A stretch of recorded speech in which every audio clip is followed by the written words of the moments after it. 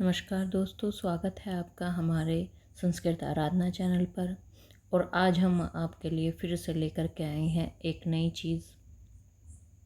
हमारे भारत की ऐसी कहावतें जो लोग कहावतों के तौर पर उनको बोलते तो हैं, लेकिन उनको ये नहीं पता उसके पीछे क्या कहानी है, क्या किस्सा है, क्यों वो ये कहावतें कही जाती हैं।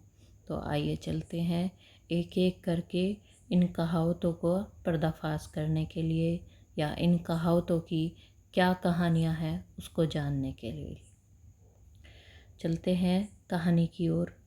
किसी गांव में एक पति पत्नी बड़े प्रेम से रहते थे। दोनों को एक दूसरे पर पूरा पूरा विश्वास था। पत्नी के प्रेम के कारण पति अपने घर वालों से अलग हो गया था। पति यह जानता था कि उसके माता पिता बहुत सीधे हैं, लेकिन फिर भी वह अपनी पत्नी के लिए उनसे लड़ता था। वह हमेशा ही अपनी पत्नी का पक्ष लेता था। विशेष बात को भी वह माता पिता भाई बहन को न बताकर सिर्फ अपनी पत्नी को ही बताता था। एक दिन वह घूमता हुआ गांव के काका के पास गया। काका बहुत ही अनुभवी थे। उसने काका से अपनी पत्नी की प्रशंसा की।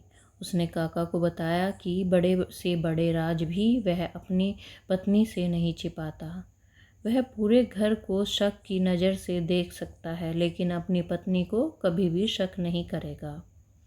उसके चुप होने के बाद काका ने कहा, देखो बेटा, अपनी पत्नी पर ज़रूरत से ज़्यादा विश्वास करना ठीक नहीं है। पहले अपनी पत्नी की परीक्षा कर लो, देखो, फिर तुम्हें पता चलेगा कि वह कितनी राज की बात छिपा सकती है। कभी कभी सच्चा प्रेम करने वाली स्त्रियां भी नासमझी में अपने पति की भलाई करने के चक्कर में उनका अहित कर बैठती हैं। काका की बात सुनकर वह व्याकुल हो गया। उसने अपनी पत्नी की परीक्षा लेने का निश्चय कर लिया। उसने काका की सलाह से एक योजना बना ली। एक दिन वह अंगोछे में कटा हुआ तरबूज लेकर आया। उसमें से लाल बूंदें टपक रही थी। उसने अपनी पत्नी से कहा, आज मैंने एक आदमी का सिर काट दिया। इस बात को राज ही रखना। यदि गांव में यह बात किसी को पता चल गई तो पुलिस मुझे पकड़कर ले जाएगी और मुझे फांसी की सजा मिलेगी। उसने अपनी पत्नी से फावड़ा मंगवाया और घर के पीछे एक पेड़ अंगोछे से लिपटे उस तरबूज को गड्ढा खोदकर जल्दी से दबा दिया। ऊपर से मिट्टी डालकर जगह को समतल बना दिया। उसकी पत्नी इस घटना के बाद परेशान रहने लगी। उसने अपने पति से कुछ नहीं कहा, लेकिन उसे अंदर ही अंदर बहुत घुटन महसूस हो रही थी। वह अपने मन के बोझ को किसी से कहकर हल्का करना चाहती थी। दुखी होकर उसने यह बात अपनी पड़ोसन को बता दी।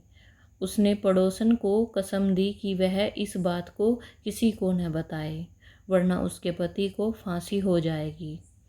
उस महिला ने यह बात अपनी पड़ोसन को बता दी। यह बात एक दूसरे से तीसरे को, तीसरे से चौथे को बता दी।